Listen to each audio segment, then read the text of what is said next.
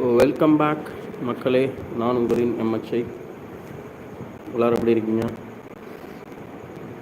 நான் பேசுகிறது கேட்குதா?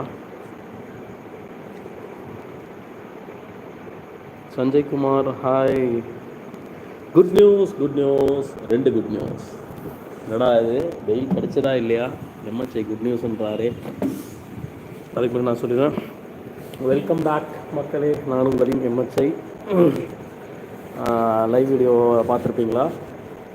யார் பார்த்தீங்க? யாருக்கு அதில் குட் நியூஸ் தெரிஞ்சுது? எனக்கு நிறைய தெரிஞ்சுது. Sanjay Kumar M hi sir. Gauri Shankar welcome brother. வெல்கேக்காரன் ஹாய் ப்ரோ. சொல்லுங்கள். ஹிஸ்டாரிக்கல் செலெக்ஷன் அண்ணே சொல்லுண்ணே.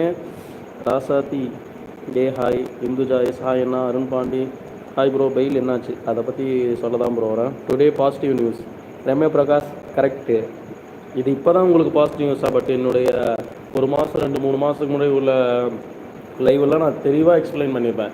இந்த ஆக்ஸ் இந்த விஷயத்தை மட்டும்தான் புரிஞ்சிருக்கு, அதை நான் நல்லா படிச்சுட்டு தான் சொல்கிறேன் அப்படின்ட்டு சொல்லியிருப்பேன். பட் அப்போ அதெல்லாம் நீங்கள் அதை கண்டிருக்க மாட்டேறீங்க பெரிய அளவில். இப்போ அங்கே சொல்கிறவங்களே சொல்லும்பொழுது உங்களுக்கு புரியுதுன்னு நான் நம்புகிறேன்.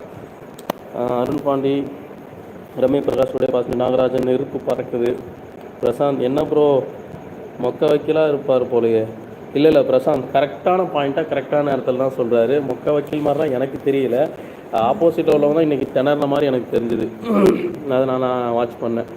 கேட்குறாரு திரும்ப வேர் இஸ் பட்ஸ் ஆக்ட் எப்படி வந்து சூப்பரான வார்த்தை. அது எனக்கு டக்குன்னு வர மாட்டேது.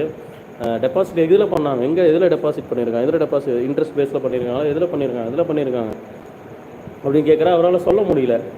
அப்புறமா லாஸ்ட்டாக வந்து ப்ராடக்ட்ஸு கேப்சூல்ஸு, அப்போ இது பட்ஜெட்டில் வராது எப்படி இது பண்ணாங்க அப்படின்னு கேட்குறாரு. ரொம்பவுமே நான் இதை தான் அப்போத்துலேருந்து சொல்லிகிட்டு இருக்கேன். இப்போ ப்ராடக்ட்டு கொடுத்துட்டாரு அன்ரெகுலர் டெபாசிட்டில் வராது. இதுக்கு டெபாசிட் அன்ரெகுலேட், அதாவது சர்வீஸ்க்கு பேஸ்டே கிடையாது, இங்கே ப்ராடக்ட்ஸ் இருக்குது அப்படிங்கிறத நான் அப்போத்துலேருந்து சொல்லிகிட்டு இருக்கேன். பட்ஜெட்டுக்குன்னு ஒரு வரையறை இருக்குது. இங்கே ப்ராடக்ட்ஸு கொடுத்து அதுக்கு ஜிஎஸ்டி கட்டுறது மூலமாக அதிலேருந்து வெளியே வந்துட்டாங்க ஆல்ரெடி. அப்புறம் மணி சர்க்குலேஷன் பேனிங் ஆக்ட்லேயுமே வரலேன்னு கேட்குறாரு. அது எங்கே வருது? ப்ராடக்ட் கொடுத்துட்டாங்க, அப்போ மணி சர்க்குலேஷன் எங்கே வருது அப்படின்னு, அந்த ஆக்ட் எங்கே வருது அப்படின்னு கேட்குறாரு. பேனிங் ஆக்ட் இங்கே எங்கே இருக்குது? ஸ்கீம் இருக்குது சொல்கிறீங்க, ஓகே, பட் பேனிங் ஆக்ட் எங்கே இருக்குது? வேர் இஸ் எங்கே சொல்கிறதுக்கு முடியலையே ஆப்போசிட்டால். ஸோ இன்றைக்கி பெயில் வீடியோ கொஞ்சம் தெளிவாக நிறைய வேர்ட்ஸை வந்து பார்த்துக்க முடிஞ்சிச்சு. நிறைய குட் நியூஸ் தெரிஞ்சுது. அப்புறம் 43 lakh